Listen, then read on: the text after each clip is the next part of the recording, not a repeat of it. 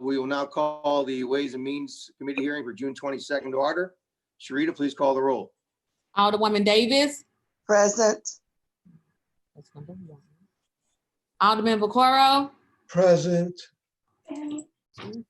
Alderwoman Howard.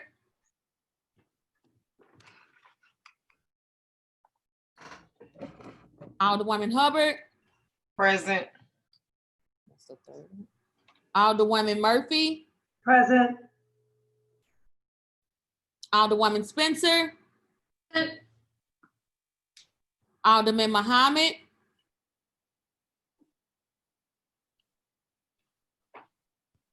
Alderman Oldenburg. Present.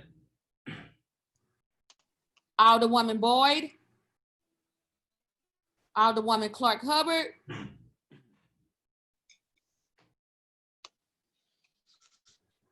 Chairman Vollmer. Present. I don't think you called my name, Ms. Clerk. She did, but I didn't.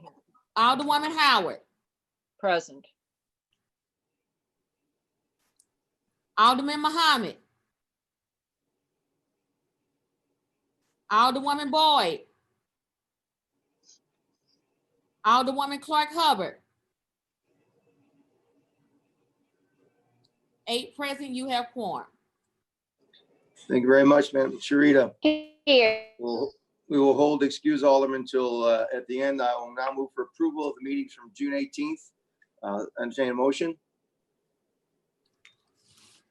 So moved. Second. Second. It took me a minute to unmute. Second. All right. Sharita, please call the roll. Alderwoman Davis. Aye. Alderman Vaccaro. Aye. Alderwoman Howard. Aye. Alderwoman Hubbard. Aye. Alderwoman Murphy. Aye. Alderwoman Spencer. Aye. Alderman Muhammad. Alderman Oldenburg. Aye. Alderwoman Boyd. Alderwoman Clark Hubbard. Aye. Chairman Vollmer. Aye. 9 ayes. Okay, we have approved the minutes for June 18th.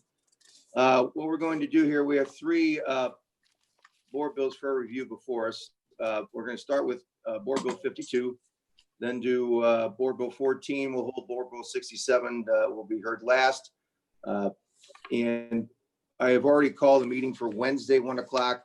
We will not be voting on 67 today because it's pretty, there's a lot of speaking being done now. We'll let everybody think about it. And we'll have a meeting on Wednesday and we'll contemplate it then.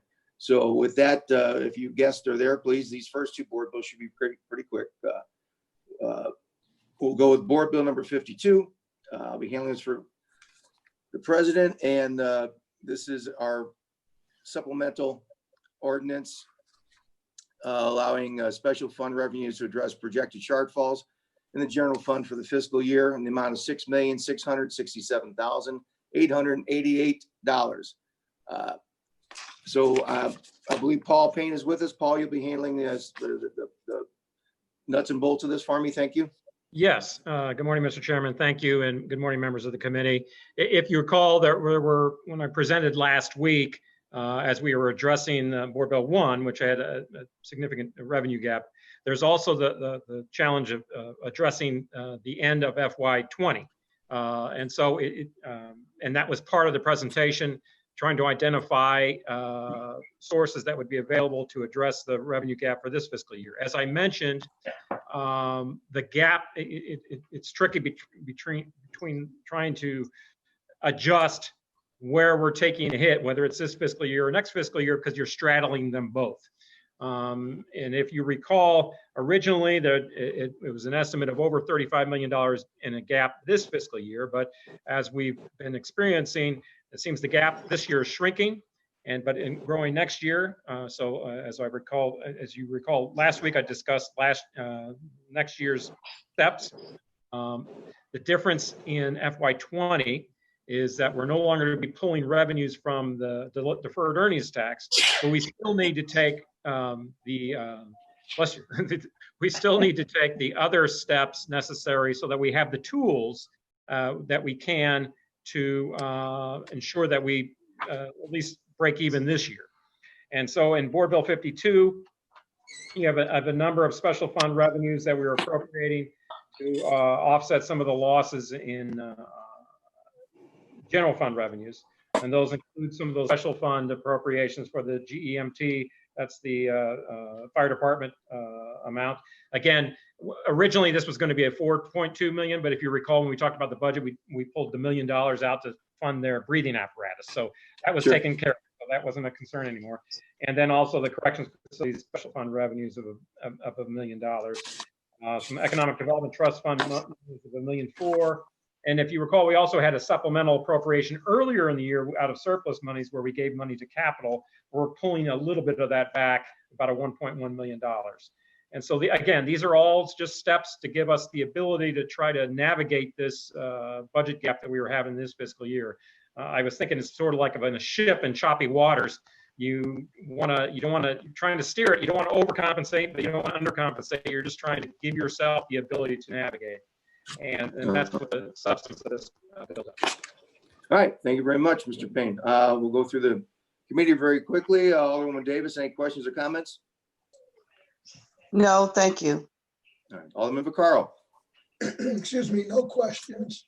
All right, thank you. Alderwoman Howard. No questions, thank you. All right, Alderwoman Hubbard. No questions. Thank you. Alderwoman Murphy. And she's not at her chair right now. Alderwoman Spencer. Thank you, Mr. Chair. Thank you, Paul. So just to be clear, the bill outlines $35 million in shortfall in this budget year. And Correct. does it outline the shortfall due to the pandemic in fiscal year 2021? Yeah, this bill just addresses fiscal 20. If you recall, I addressed them both in the presentation last week in the PowerPoint. If you remember, I addressed both the gap for this fiscal year and then moved to the gap for next fiscal year. So, okay, and so that we're covering just a $6 million gap with this. that's correct. Basically, what it's doing is, if you're interested, what we've done is identified steps this year to end the fiscal year, to give us an opportunity to end the fiscal year on a break-even basis. Those include things like non-hiring, holding back discretionary spending, and so we were trying to target about $10 million gap there, and then another $6 million from this bill to try to address that gap. Again, when the bill was originally written, it was $35 million. But if you recall my last update that I presented last week, the gap had about $16 or $17 million that we were looking to spread to cover. And between these two steps, we think we may be able to do that. Okay, that's all I got. Thank you, Mr. Chairman. All right. Alderman Muhammad. With us. Alderman Oldenburg. No questions. Thank you, Mr. Chairman. Thank you. All right. Alderwoman Boyd is not with us. Alderwoman Clark Hubbard. No questions, thank you. All right, thank you. Okay, with that, I have nothing further to close. I will I will entertain a motion to adopt Board Bill 52. I'll make a motion. We adopt Board Bill 52 with the due pass recommendation. Second. All right. Sharita, please call the roll. Previous roll. There's been a request for previous roll. Hearing no objection, we will pass out Board Bill 52. Thank you very much. I believe Mr. Payne. Thank you, Mr. Thank you for Chairman. your time. Thank you for all your efforts the past few weeks. Paul. Okay, thank you. I know it doesn't end for you either. That's right. All right, with that, we'll take up item number 2 on our agenda today, which will be Board Bill 14. Alderwoman Hubbard. Thank you, Mr. Chairman and members of the committee. I'm losing my notes here, so I'll just wing it. Board Bill 14, it's an execution of a contract between St. Louis Public Schools and the city. What they're doing is transferring 2 adjacent playgrounds to a previous development that I had sponsored. And it's, Somebody needs to mute. We're on. Somebody's mic's on, please. Okay. Okay. I'm sorry.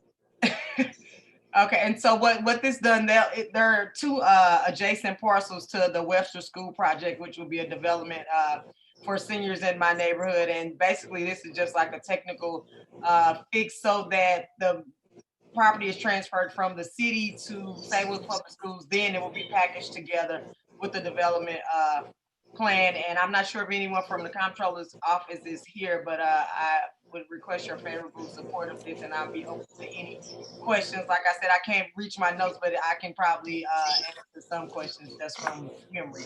And that's all I have. Thank you. All right, thank you, Alderwoman. We'll go through the committee. Alderwoman Davis, any questions or comments?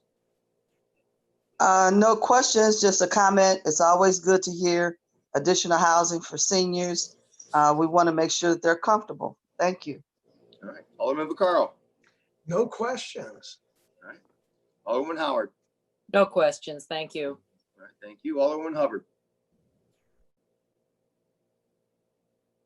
None. Alderwoman, sorry, Alderman Murphy. Thank you. No questions. It sounds wonderful. I'm glad something's being done with that, All right, that area. Thank you. Alderman Spencer.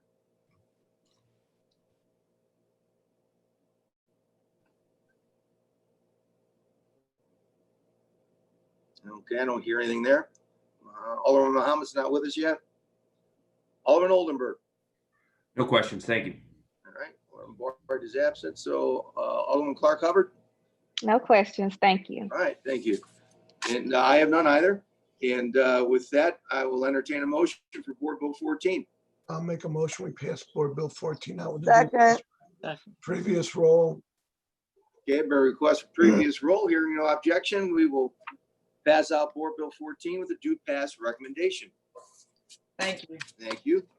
All right, with that, we will take up item number 3, Board Bill 67. Alderman Green, you're set to go. You have a list of speakers to help you out, so you move on with the presentation. Thank you very much. Mr. Chairman, excuse me. Mr. Chairman, Yes. I just wanted to make sure that with the speakers that we have the utmost respect and calmness not to have full-blown debates, but to listen so that we can get information from the public. That's all. These are not public speakers signed up. These are actually experts. Oh, they're speaking on behalf of the bill. Yes. They're there for technical information. So we had Thank you there for the was clarity.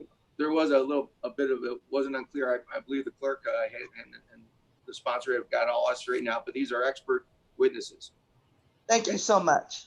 You're welcome. Okay, Alderman Green, please proceed. Thank you, Mr. Chairman, and members of the committee. I did send out on Friday a committee substitute. So I just will refer to you if you want to bring that committee sub before us first, or do testimony based upon the original bill and introduce that committee sub after comment and debate. Well, we could probably do that since we're not, as I announced earlier, we'll be not voting on this today. I think we can go ahead with this and we can adopt the committee substitute later on. Sounds good. Perfectly good with me.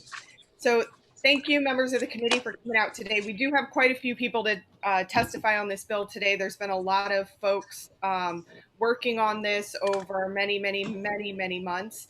And so there's a lot of folks that feel some skin in the game on this. But Board Bill 67 is basically an amendment to the charter of the city of St. Louis that would require a public vote before representatives of the city sign a contract to privatize city assets or outsource certain city services.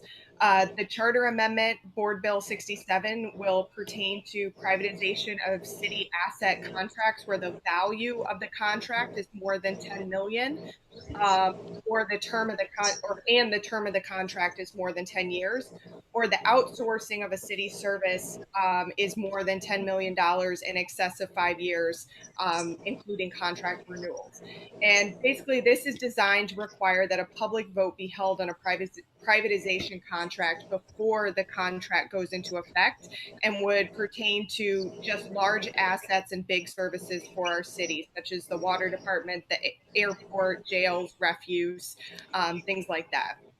In the last decade, as many of you know, the city of St. Louis has both debated the privatization of our water department and the privatization of our airport. And the charter of the city of St. Louis already requires a public vote on the privatization of public parks. And this amendment basically would look to extend those protections that are already in the charter around public parks to other municipal assets and services, including but not limited to the water department, refuse department, corrections, and airports. I think all of us can agree that municipal assets belong to the residents of the city of St. Louis, and that these types of privatization proposals can have negative impacts on our environment, workers, transportation, criminal justice system, and the financial sustainability of our city. And so residents of our city need to be the ones with the veto power over the fate and the ability to decide the fate of their assets. Requiring a public vote will also ensure that city residents are presented with privatization proposals that are the best deal for city taxpayers, as voters are unlikely to approve a proposal that could have negative financial or quality of life impacts. So in short, requiring a public vote as the final piece of ratifying a privatization or outsourcing contract gives the city more leverage, city representatives more leverage to negotiate a better deal for the public. And why this is really important to do right now, we know with COVID and the impending recession creating budget shortfalls, we just earlier heard, a bill regarding, budget shortfalls just for this year. It's likely that we're going to see an increase in number of privatization proposals come before us as a potential solution to some of these budget shortfalls. And so as such, we can set the precedent now that the public is the ultimate deciders when it comes to the fate of their assets. As I said early on, there's a lot of organizations that have been helpful and been working on this bill. We have representatives from many of them today, and not everybody was able to make this meeting. But I do want to recognize SEIU, Missouri Kansas State Council, the Organization for Black Struggles, St. Louis Not for Sale, the Sierra Club of Eastern Missouri, Action St. Louis, Close the Workhouse, the Coalition of Black Trade Unionists, the St. Louis Chapter of Democratic Socialists of America, Sunrise St. Louis, Missouri Coalition for the Environment, and Missouri Jobs with Justice are all just some of the organizations that have put their name or time or willingness to come and testify today. Long and short, the people deserve a voice in the future of our valuable public assets, especially when decisions to enter into long-term leases or privatization contracts can impact the health and well-being of our city residents for generations. Board Bill 67 is an important step toward helping the St. Louis City government become more transparent and responsive to the needs of community as we are debating these types of proposals. So I want to thank the committee again for allowing folks to come before you today and testify. I do have a couple of expert witnesses, and then also Chris Grant, who is legal counsel, who has helped on this, that if there's specific legal questions as we go through, I know is available to help from that direction as well. But the first person that I would like to testify would be Sher Habibi from Public Interest.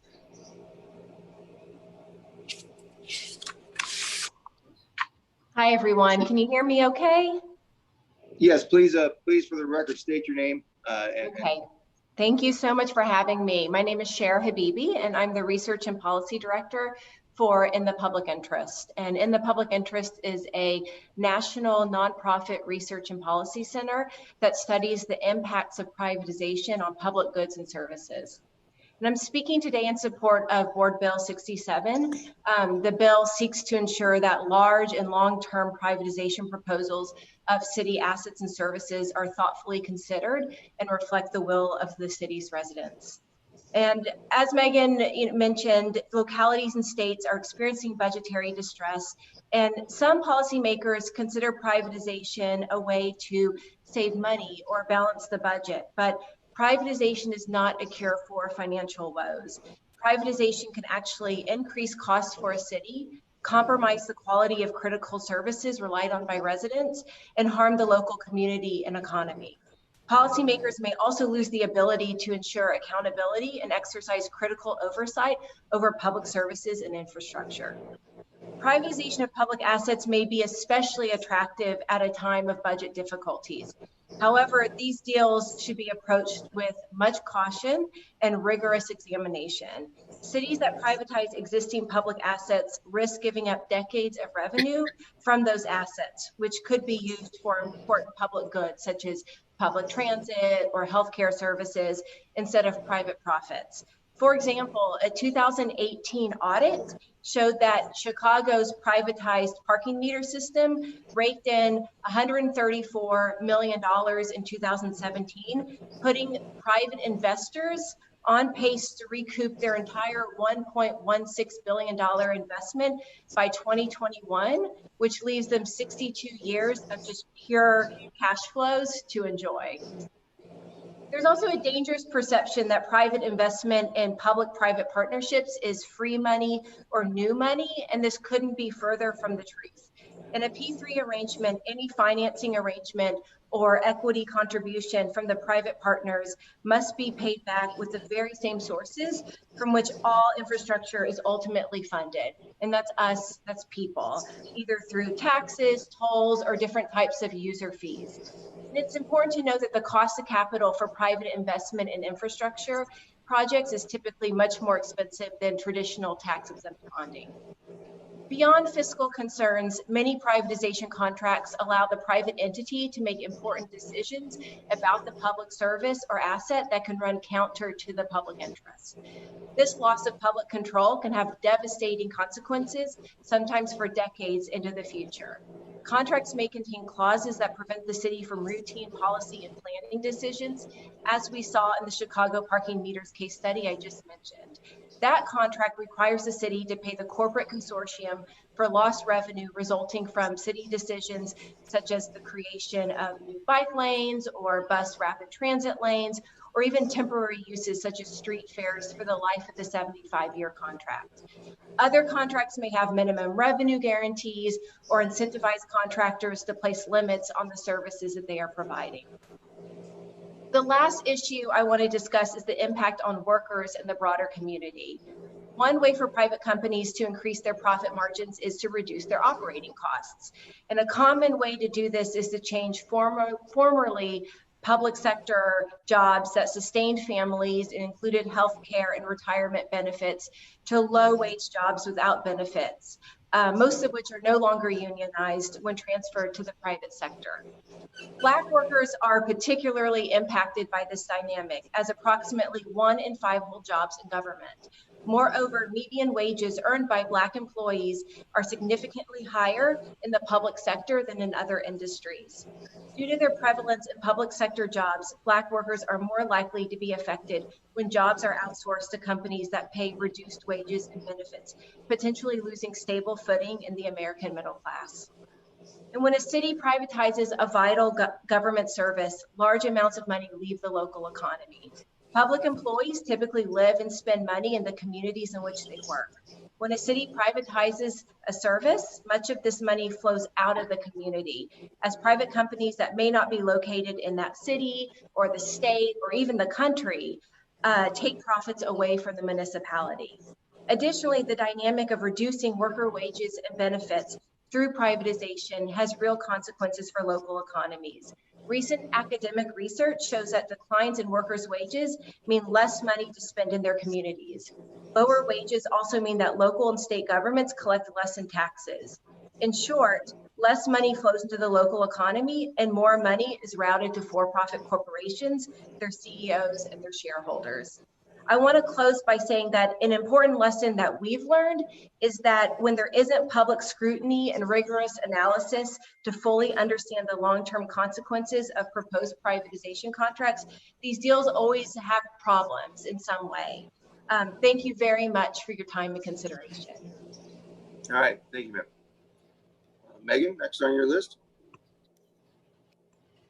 Sure. Let's ask now Nancy Cross from SEIU, Missouri-Kansas State Council.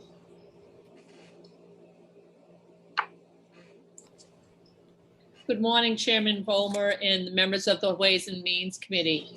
My name is Leanne Cross, C-R-O-S-S. I'm the president of the Missouri-Kansas Service Employees International Union Council. We have approximately 12,000 members in the state of Missouri that we represent and about 2,500 members in the city of St. Louis proper.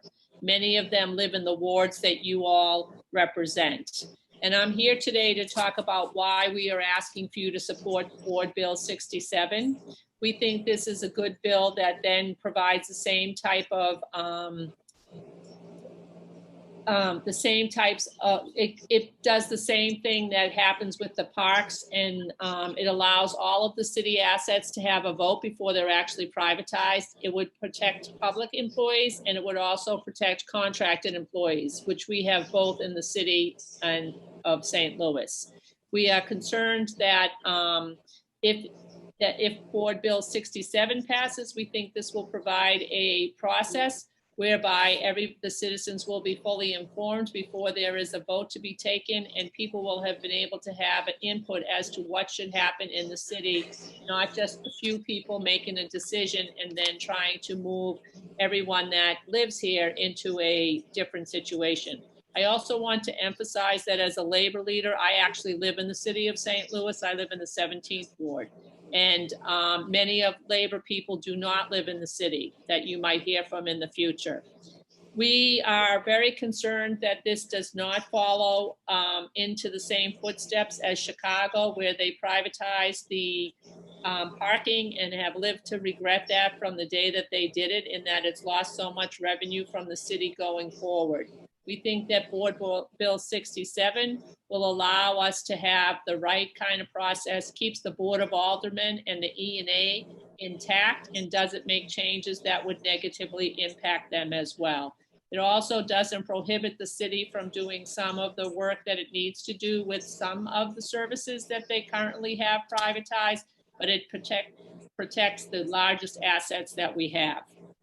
So we're asking for you all to support this bill and pass it so that we can move forward in moving the city in a direction that is financially stable going forward. Thank you. All right. Thank you very much. Thank you, Nancy. Go ahead, Meg. I'd like to call on Lou Moy from Coalition of Black Trade Unionists.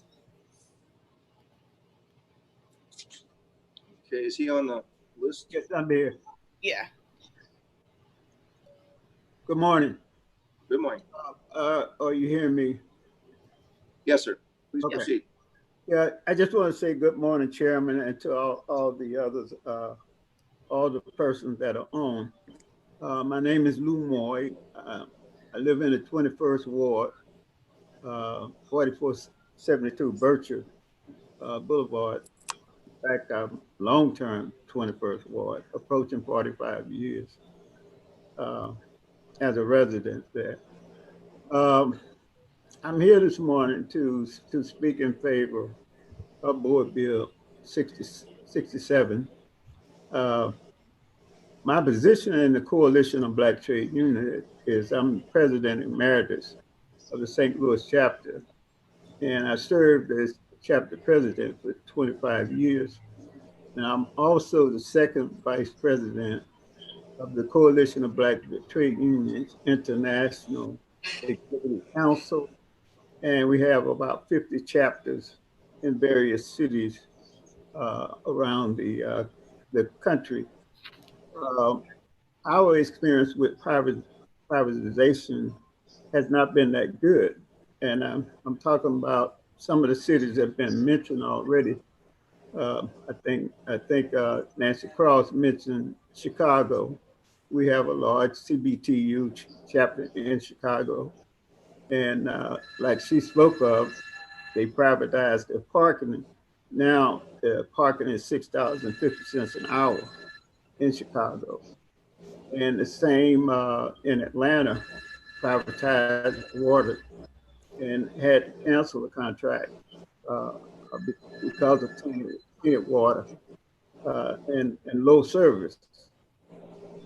And it goes on and on and on. So the Coalition of Black Trade Unions has never been on the side of favoring privatizing local, state, or federal services.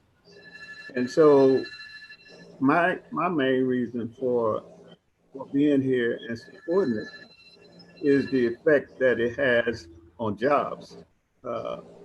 Privatizing is always sold on the principle that it's going to lower costs. But there are some things that happen that go, some negative things that take place. The primary goal of these private entities is to make profits, and that's the primary. Everything else goes out the window, as long as they make a profit. And they sell it by saying it's going to lower the cost to the citizen. But in reality, it raises costs and put more money in the pockets of those private entities. And so also privatizing, it lower wages in most cases. Some of these public entities has union contracts, has the right to collective bargain, which represent workers in terms of their benefits, wages, working conditions, etc. In a lot of instances, these are lost, and workers are in better shape than what they are on the public entities. And so CBTU has always been on the side of those workers in public entity. Most of them, someone already testified, or Black. And so privatizing have had devastating,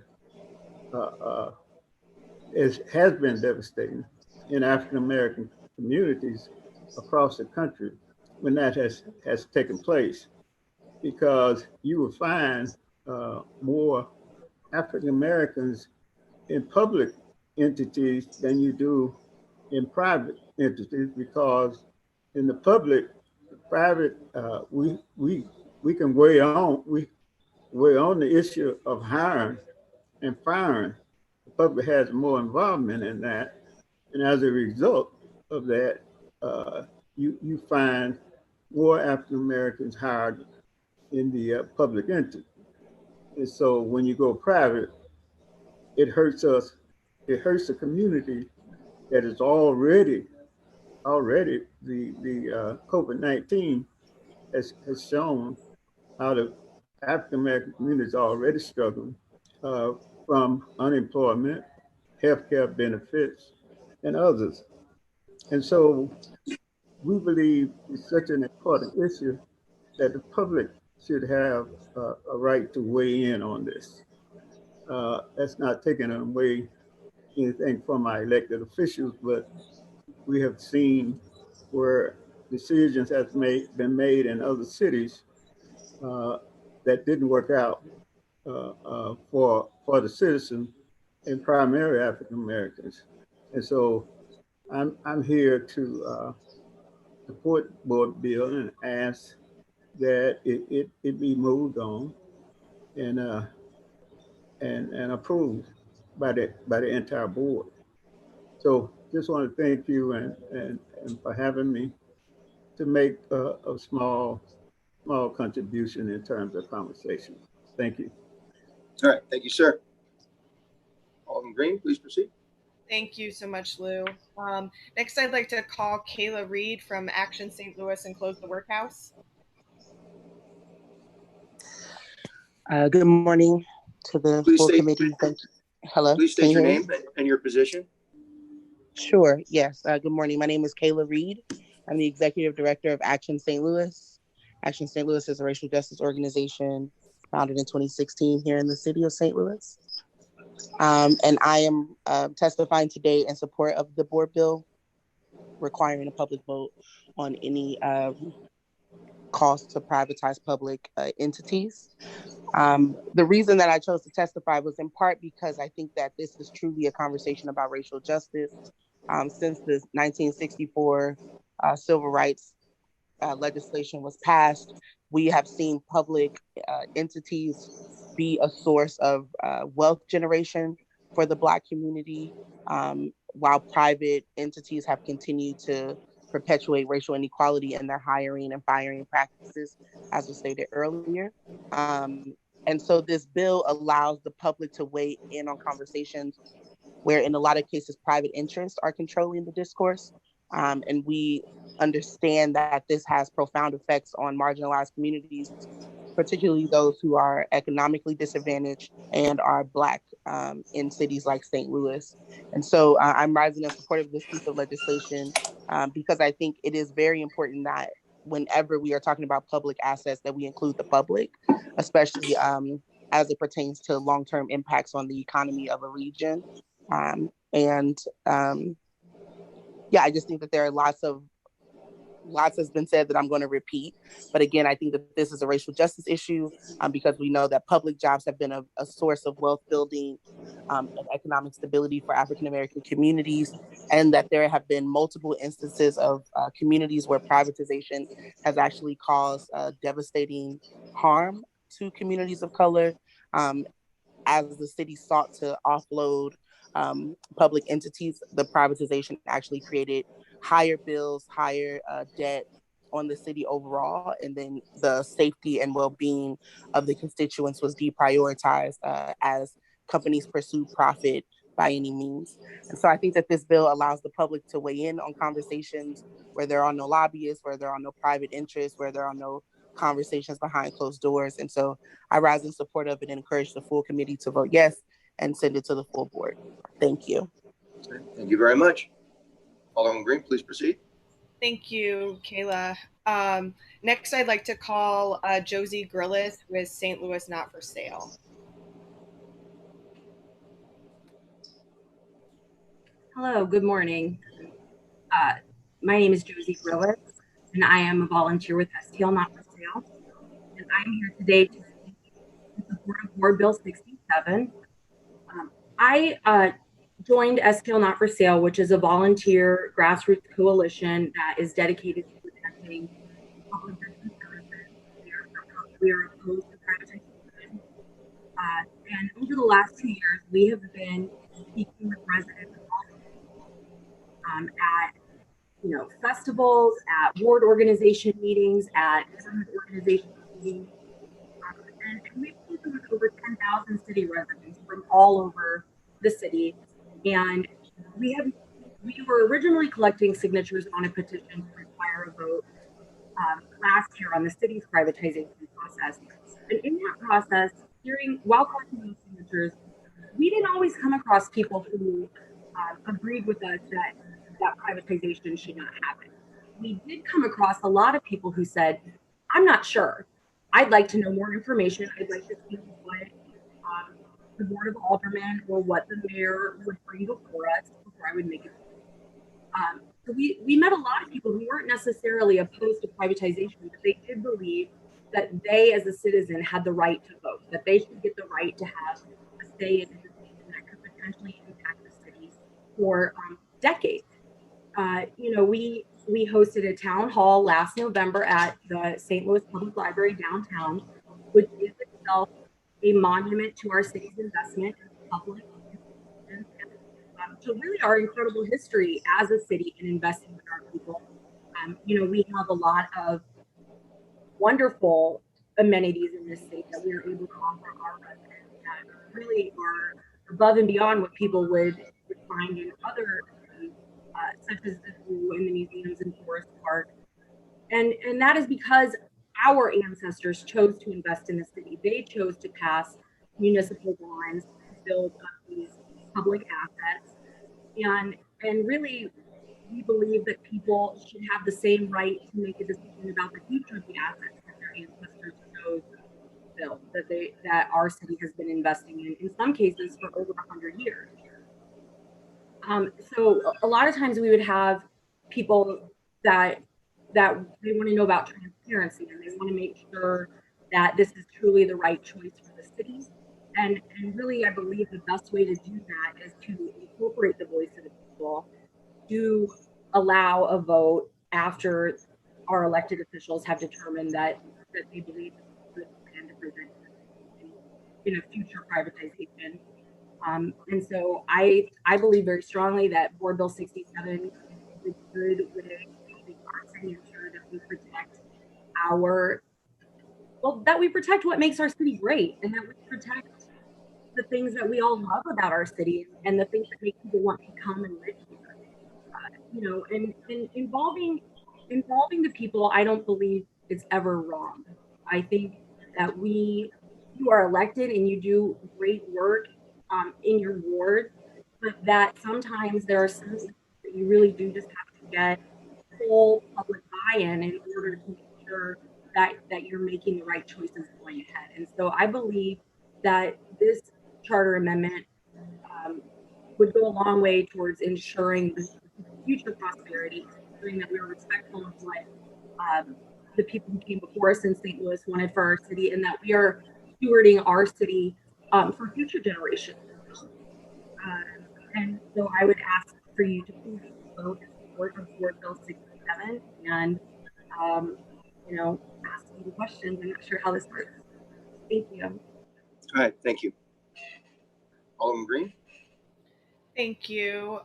Thanks, Josie. Now I'd like to call Dan Seisman.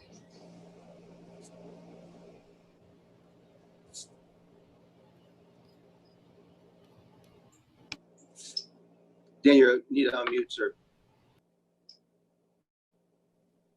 Can you hear me now? There you go. Yeah, please state your name and your position.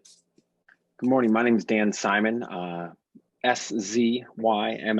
I'm a resident of the 23rd Ward. I'm speaking today in support of Board Bill 67. Like I said, I'm a proud resident of the 23rd Ward. I have been tracking the issue of privatization in our city since 2013 with the attempted privatization of city water. I've had many discussions with my neighbors, and we all seem to agree that privatization of our public assets is a bad deal for residents of St. Louis City. In discussions with my neighbors, I've heard the following concerns I'd like to pass on to you. The lack of accountability of a privatized asset,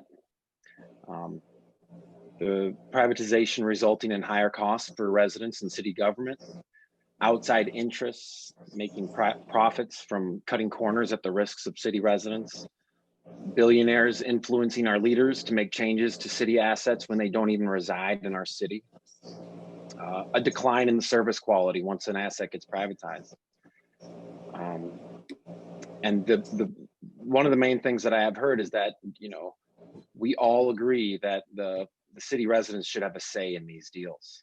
I urge the committee and my Alderman Vaccaro, to give the residents of the city a tool to make the voices heard by requiring a public vote on all privatization of public assets. Thank you very much. Thank you, sir. Alderman Green. Thank you. And I think we have one last person, Alicia Hernandez. Good morning, committee members. My name is Alicia Hernandez. I am co-chair of STLDSA, the St. Louis Democratic Socialists of America. We are an organization that is working to build a progressive movement for social change while establishing an openly democratic presence in our communities and politics. I'm also a resident of the 10th Ward. I actually live on Pattison in the Hill. And I am speaking today in support of Board Bill 67, and I am asking you to support the bill. This board bill is a charter amendment that would require major privatization contracts to first be passed by our Board of Aldermen, then put on a ballot for a public vote. This would cover utilities and assets that we all know and love in St. Louis, like the airport and the water department. This would solidify a transparent, democratic process for making decisions that would have major effects on St. Louis City residents. As Kayla with Action St. Louis mentioned earlier, public goods should require public input. This is extremely important as there is a continued push in our city for local control, and this bill would further that effort. The decisions about who should run our utilities and city services and how they are run should only be made by those of us who rely on them, those of us in the city. And the major decisions this bill is concerned with need to be publicly debated, scrutinized, and ultimately decided at the ballot. These decisions are far too big just for the Board of Aldermen to decide. They should include transparency and community input. Furthermore, privatization and public-private partnerships, this allows for investors, often not living in our community, to run our city for profit. We've seen this time and time again. This profit comes from cutting wages to workers, raising prices, cutting corners that have serious effects on us, those of us who use these public goods. We've seen this happen very recently in Flint, Michigan, when they privatized their water department. Privatization also leads to unequal and negative effects across racial lines. Both Moy with CBTU and Kayla Reid with Action St. Louis already expanded on this earlier. We know that privatization has disproportionate effects on Black and Brown communities. These are regularly disregarded by far-off corporate boards and shareholders.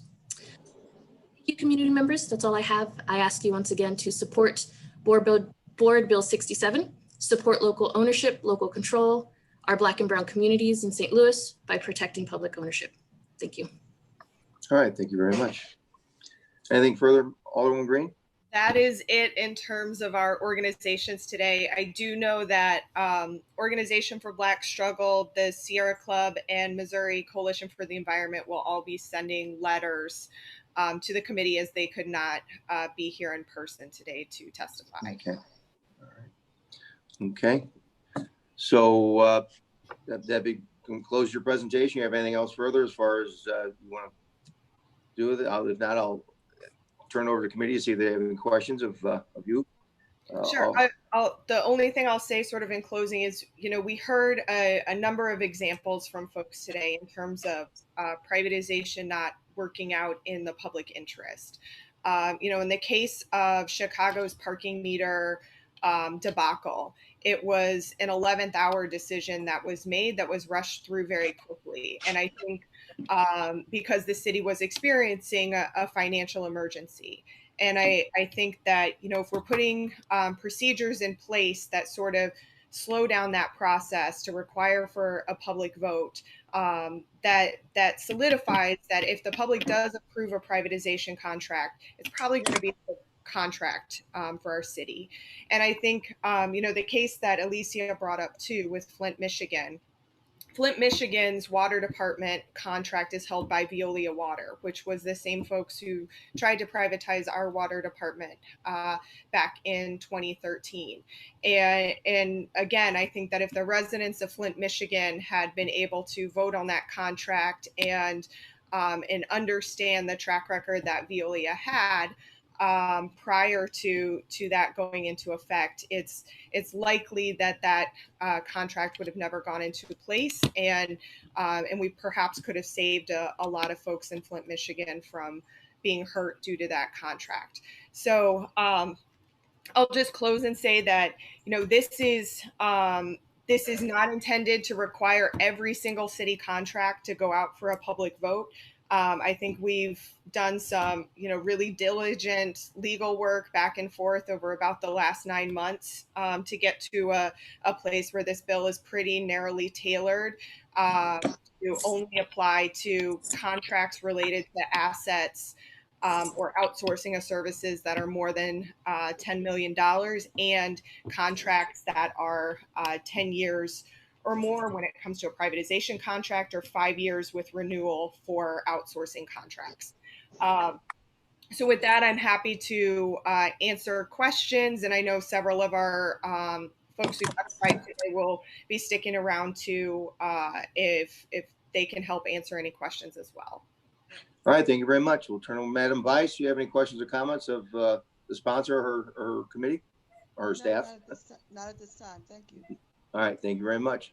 Alderman Vaccaro. No, just a comment. I mean, I think I was at the beginning of this bill, and I believe I'm on it.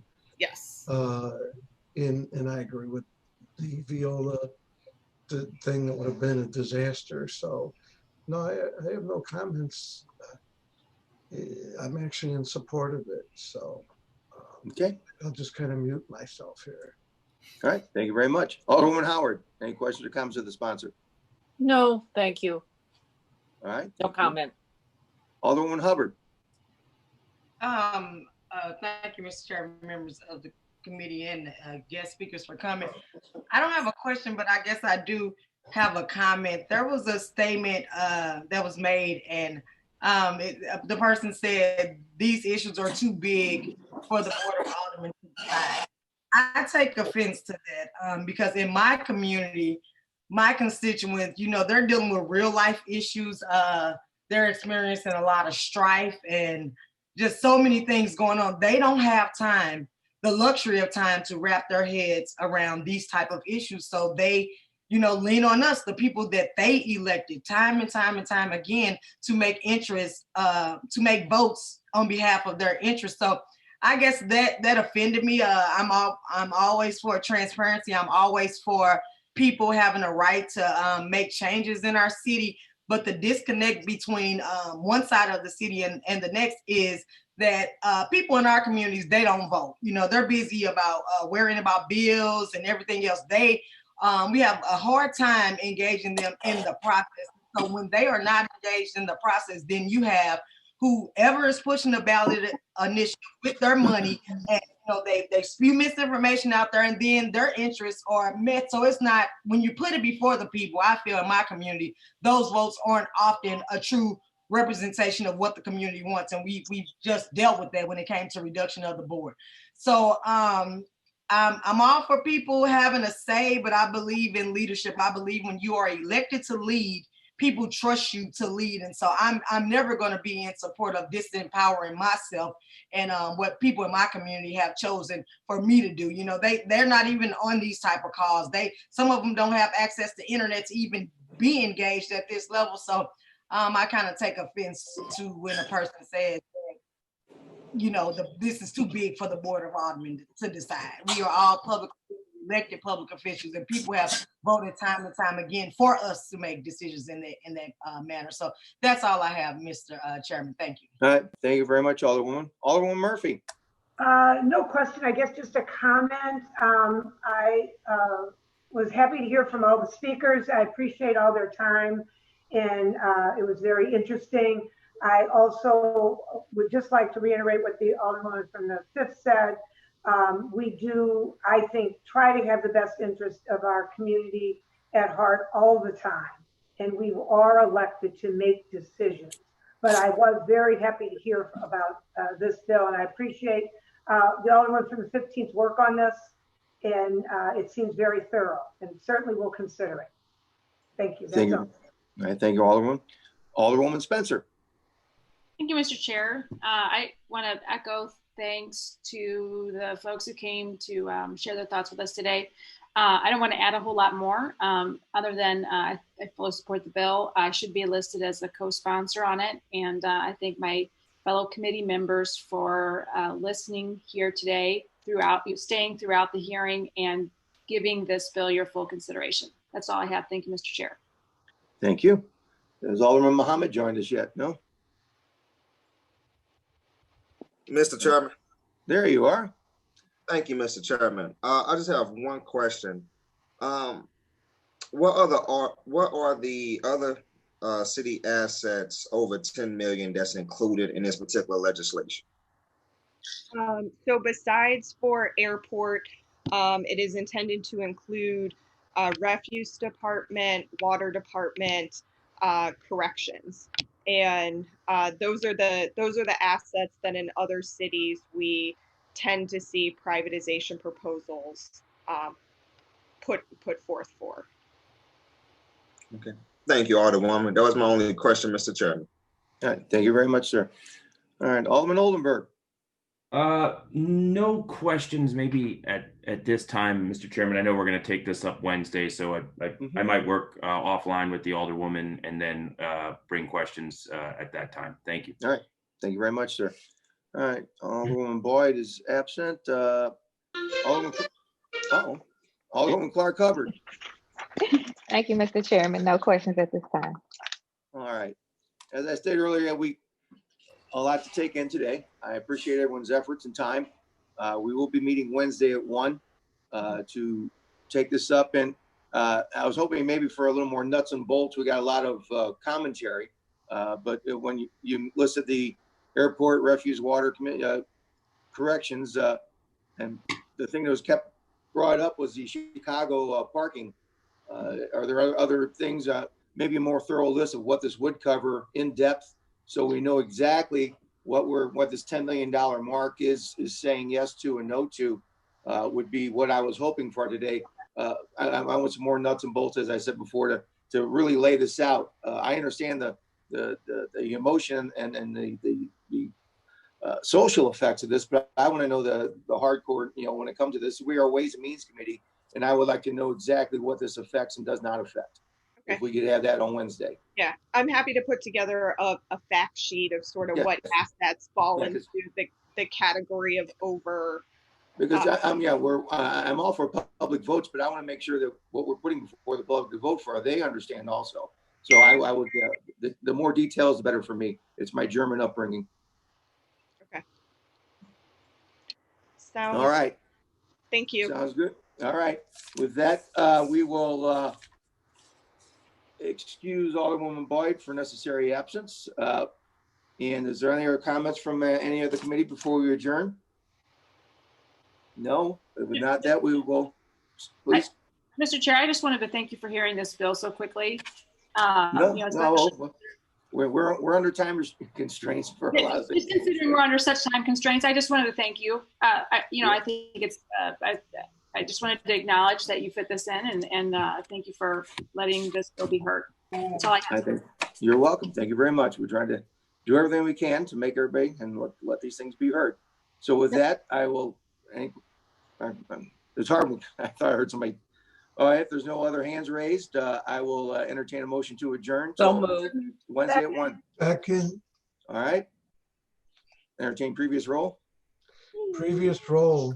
All right, hearing no objections, we'll adjourn this meeting. We'll see everyone, well, actually, we'll see each other tomorrow at, I believe 11 a.m. is our meeting. And then we'll have Ways and Means on Wednesday at 1. Thank you very much. You're all excused.